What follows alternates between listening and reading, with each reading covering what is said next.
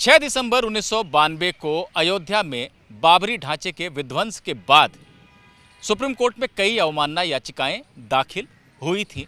उन्हें आज supreme court ने बंद कर दिया है, ये कहते हुए कि अब इस मामले में कुछ नहीं बचा है। याचिकाकर्ता असलम भूरे के वकील MM कश्यप हमारे साथ हैं। कोर्ट ने यह भी कहा कि अब असलम भूरे भी इस दुनिया में नहीं है, तो अब इस मामले को ज़्यादा चलाने की ज़रूरत कोर्ट को नहीं लग रही है। बहरहाल असलम भूरे के वकील हैं MM कश्यप हमारे साथ, उनसे बात करते हैं। कश्यप साहब, जब आप लोगों ने याचिका दाखिल की थी 1992 में और 93 में, तो आपको बड़ी उम्मीदें रही होंगी कि लोगों को दंड मिलेगा। जिन लोगों ने सुप्रीम कोर्ट में दिए गए अंडरटेकिंग का पालन नहीं किया, वहाँ भीड़ जमा होने दी, ढांचे को गिरने दिया, आज जब सुप्रीम कोर्ट ने मामला बंद कर दिया है ये कहते हुए कि अब याचिकाकर्ता भी जीवित नहीं है, बहुत समय निकल गया है, तो आप कैसा महसूस कर रहे हैं और क्या आपने कोर्ट में ये कहा कि इस मामले को चलाइए? मैंने पहले तो कोर्ट को स्टेटस बताया। स्टेटस बताने के मैंने कहा 30 ईयर्स पास हो गए, ये कंटेम्प्ट पिटीशन पेंडिंग थी। हमने कई बार एप्लीकेशंस भी मूव करी कि भी इसको लगाया जाए, पर कोई एक रीज़न या दूसरे रीज़न के कारण ये मैटर अर्जेंट होता है कि लगा नहीं है एक्चुअली। और उसमें 2010 में असलम बुरे की भी डेथ हो गई। और इसमें एक IS-7 थी जो सुओ मोटो सुप्रीम कोर्ट ने नोटिस किया था, ऑटोमेटिक अपने आप किया था, हमने नहीं मांगा था, कि जिसमें officers of state of UP के थे और हमें डायरेक्शन दी थी कि एक एप्लीकेशन अलग से पॉलिटिशियन के खिलाफ फाइल करें। वो IA-14 में फाइल करी थी, वो भी पेंडिंग थी। ये 2 एप्लीकेशंस मेन केस में आज।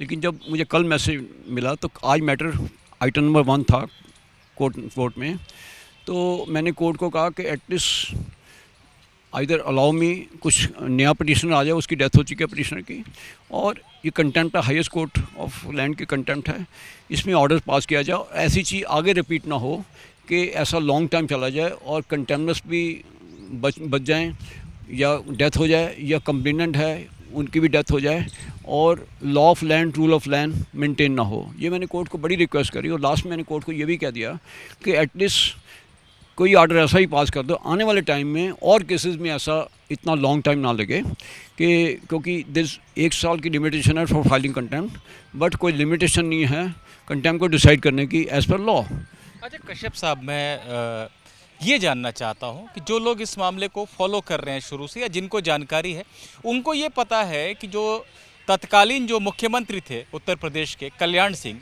उनको कंटेम्प्ट के लिए ही सुप्रीम कोर्ट ने, अवमानना के लिए ही 1 दिन के लिए जेल की सज़ा दी थी।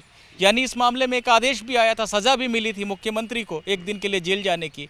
फिर क्या चीज़ें थी जो रह गई थी, क्या मांगे रह गई थी आप लोगों की? जब 24 अक्टूबर 94 को कल्याण सिंह को 1 दिन की पनिशमेंट कर दी थी, उसके बाद कोर्ट ने कहा था कि हम जो बाकी कंटेम्प्ट पिटीशन हैं officers of the state of UP and politician को, उसको हम बाद में सुनेंगे। कौन लोग थे इसमें कंटेम्नर, अलेज्ड कंटेम्नर कौन लोग थे इसमें? कंटेम्नर एक तो ऑफिसर्स ऑफ दी उसके थे, स्टेट ऑफ यूपी थे, और कुछ पॉलिटिशियन थे। कुछ की तो 1-2 की डेथ हो गई है, कुछ अलाइव हैं इसमें, जिसमें अडवाणी हैं, मुरली मनोहर जोशी हैं, और विनय कटियार हैं।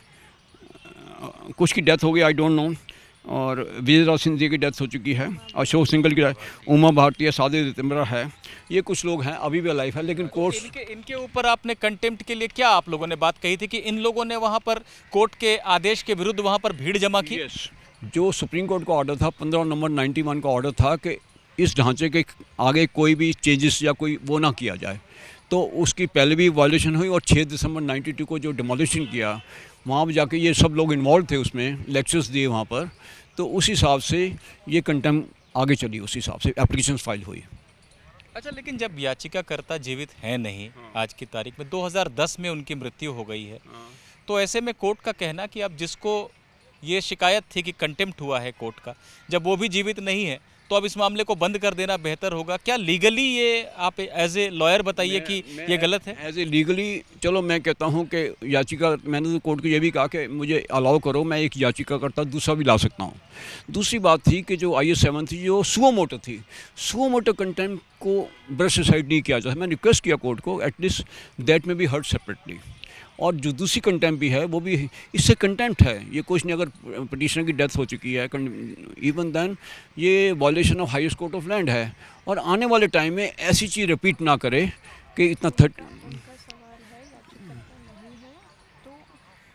मैंने फिर कोर्ट को कहा कि एटलीस्ट चाहे याचिका नहीं भी है तभी भी कंटेम्प्ट को सुना जाना चाहिए, पर कोर्ट ने अलाउ नहीं किया। अच्छा, हाँ, आपने ये भी कहा कि अमाइकस को नियुक्त कर दें अगर ऐसा है तो। हाँ, यस। अच्छा, मैं एक चीज़ और जानना चाहता हूँ सर आपसे, जब कंटेम्प्ट का केस फाइल होता है, जैसे आपने बताया कि अभी बहुत सारे लोग हैं, यूपी सरकार के अधिकारी तो चलिए कौन है कौन नहीं है उनका तो पता करने पे पता किया जा सकता है कि किस पोस्ट पर कौन बैठा हुआ था उस समय, लेकिन जो नेता हैं, आडवाणी जी हैं, उमा भारती हैं, बहुत सारे ऐसे लोग हैं, विनय कटियार हैं, जिनके खिलाफ आपने याचिका दाखिल की थी असलम भूरे की तरफ से, वो लोग अभी दुनिया में हैं और उन पर मुकदमा चल सकता था। लेकिन कंटेम्प्ट के मामले में जो पहली चीज़ होती है, जब कोर्ट को लगता है कि हाँ एक प्राइमा फेसी केस है, तो नोटिस जारी होता है और इन लोगों को कहा जाता है जो अलेज्ड कंटेम्नर है, जिन पर आरोप है कंटेम्प्ट का, कि आप आइए व्यक्तिगत रूप से पेश होकर बताइए कि आपने क्या किया है क्या नहीं किया है। क्या कभी ये तमाम नेता जिनका आपने अभी नाम लिया, इनको कभी नोटिस भी हुआ था कोर्ट में? हाँ, IA-7 में नोटिस सुओ मोटो हुआ, IA-40 में सबको नोटिस गया हुआ है। कुछ लोगों ने रिप्लाई भी फाइल की हुई है बहुत साल पहले, पर मैटर हियर ही नहीं हुआ। अच्छा, यानी सुनवाई के लिए लगता तो इन लोगों को आना पड़ता। उनके एफिडेविट, रिप्लाई के एफिडेविट आए हुए हैं इनके सबके, लेकिन ये मैटर लगा ही नहीं हियरिंग के लिए, ये पेंडिंग था मैटर। अब आप के पास कोई, क्योंकि याचिकाकर्ता भी नहीं बचा है, तो कोई लीगल रेमेडी है जिसको यूज़ करना चाहेंगे, या आपने मान लिया कि अब ये मामला बंद हो गया? ऐसा है कि मुझे अभी इसको देखना पड़ेगा एज पर लॉ, जो सुओ मोटो था उसके मुझे वर्क करूँगा whether something possible under suo motu contempt. Suo motu contempt जो है वो सुप्रीम कोर्ट की थी, हमारी नहीं थी। They have taken order suo motu and issued notice under IA-7 actually. वो उसके लिए भी मैं देखूंगा कि व्हाट इज़ पॉसिबल, मुझे अभी पता नहीं है। मैं क्या आज उसको भी लगाया था क्या कोर्ट ने? पूरी फाइल लगी थी आज तो। वो कोर्ट का ही कंटेम्प्ट था, कोर्ट ने सुओ मोटो लिया था, कोर्ट ने ही बंद कर दिया है। हाँ, इसको कोर्ट ने इसको बंद आप कर कैसे चैलेंज कर पाएंगे?